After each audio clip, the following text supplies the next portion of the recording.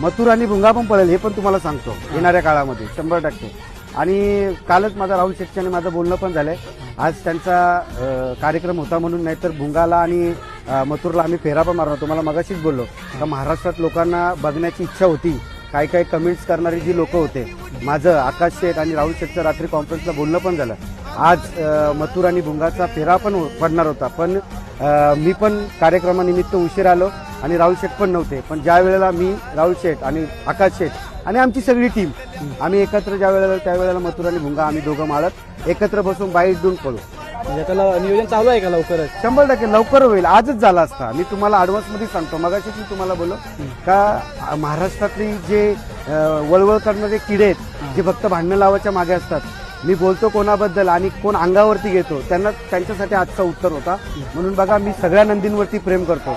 मला कुठेतरी डिवोर्सला तरच मी उत्तर देतो. मग माझ्याशी सगळ्यांनी प्रेमामध्ये राहा, मी पण प्रेमामध्ये राहायचा प्रयत्न करतो.